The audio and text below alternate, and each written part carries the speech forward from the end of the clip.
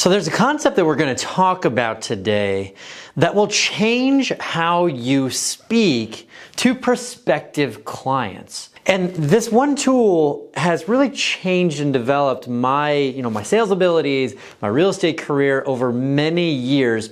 And I've seen this go from somebody who's brand new in the business. I've seen them utilize this strategy to be able to have just amazing sales throughout their entire career. And it actually translates to more than just sales. So what is this tool? What is this skill that I'm talking about? And the skill that I'm talking about is called matching and mirroring. Now, let me break down what those two things are, matching and mirroring, and then we'll get into a little scenario about how it actually applies into the conversations that we're having with prospective clients.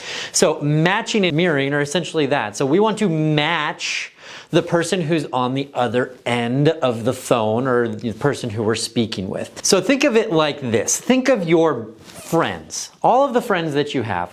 What is it about friends? Why are we friends with people? We're friends with people because we have things in common with them. We're alike, we're like them in many different ways.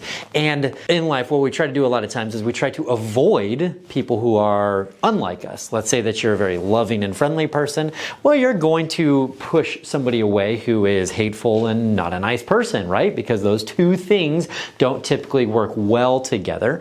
And another example of this would be a foreign language, right? Like if you're communicating with somebody who only speaks a foreign language and you don't understand that language, what are you going to do? Are you going to continue to engage in that conversation? You're going to be like, I don't know. You're going to go away from that particular conversation.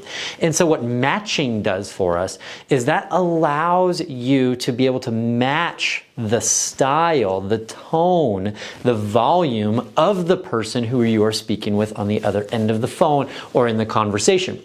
So if somebody speaks very quickly, you're going to speak quickly with them. If they speak very slow and they have a little southern drawl, you're going to work to do that to match how they are, because they feel subconsciously the more that you're like them, the more that they feel like they should be around you and like you. So that's an important concept, and that happens right off the bat.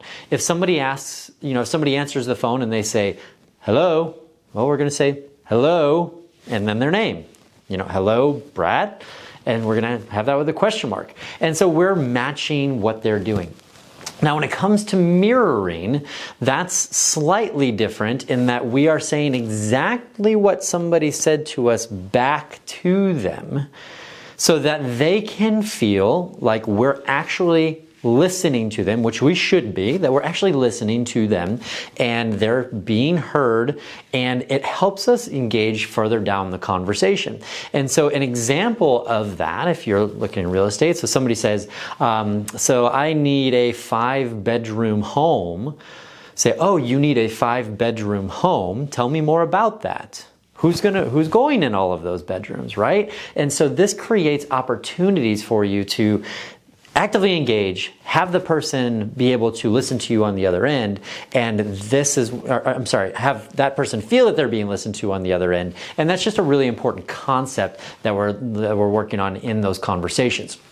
And so between these two things, it's very helpful to be able to utilize these skills in the conversation to help move things in the right direction while we're building rapport, we're building trust, and all the things there that will eventually lead to somebody entrusting us to be able to work with them to buy or sell typically the largest asset in their lives.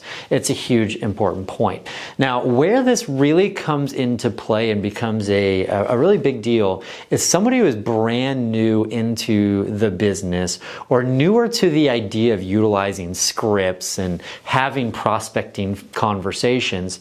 They're generally going to take a look at that script that they're provided, and they're going to follow along in that particular script as closely as they can.